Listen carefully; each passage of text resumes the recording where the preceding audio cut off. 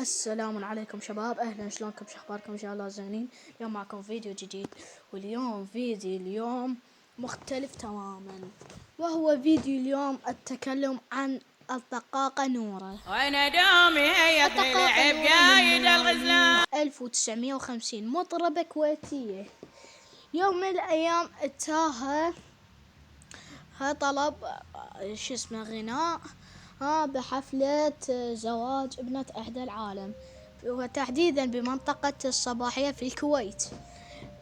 راحت الدقاقة نورة، راحت للبيت، شابت فرقتها اللي متكونة من 7 نساء، والنوب ورا ما قاموا يغنون ومتونسين والنوب. بس جيني لاحظوا شي غريب، ان هم يعني اشكالهم مختلفة تماما، يعني مو ما شكل بشر، يعني كأنهم قديمين كلش. فقالوا ما علينا، يلا كملوا او خلصوا من التوتر.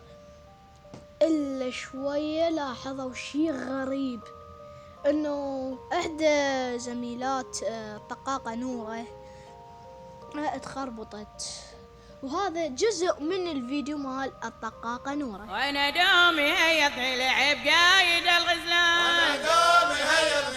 المهم شفتوا لما ورا ما شفت الفيديو. المهم كانت الدقاقة نورة توتروا، صعدوا فوق وين للغرفة، صعدوا. ورا ما صعدوا او راحوا صعدوا غسلوا لها، يا الله ايش بيك. قالت انه هم هذولي ارجلهم غريبة، ايش بيهم ارجل حيوانات، ارجل حمير، ارجل حصان، يعني ارجل حيوانات مختلفة.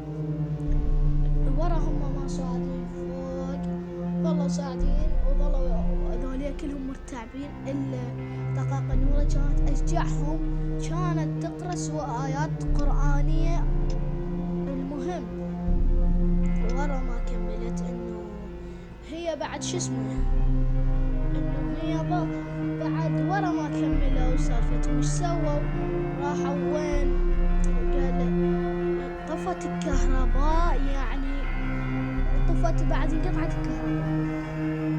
بس الغريب من انقطع الكهرباء وهي صوتهم انقطع تماما، يعني كأنما اختفوا فجأة.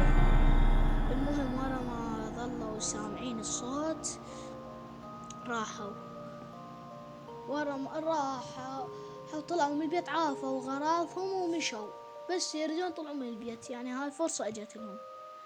ورا ما راحوا طلعوا من البيت، ورا ما طلعوا من البيت صار شافوا رجل من المنطقة الصباحية وسألوه عن السالفة، حكوا له السالفة، قال لهم هذا البيت مهجور.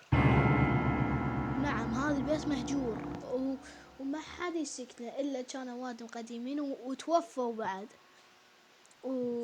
وكان هذا العرس، المهم هذا كان عرس جن، يعني عرس بس جن يا أخي. يعني تخيل أنت بعرس ما بس جن، إن أكو وادم يقولون دخلوا دقاقة نورة وبيت أنتم شايفين إحساسها. المهم دخلت كملت، يا الله. ورا ما راحت طلعوا بعد، هذا كان سبب اعتزالها، وتوفت سنة 2017، انتقلت إلى رحمة الله، وكانت هاي الأشهر في الكويت. ونفس ما وصلنا لنهاية الفيديو، أتمنى يعجبكم، لا تنسوا اللايك والاشتراك وتفعيل زر الجرس.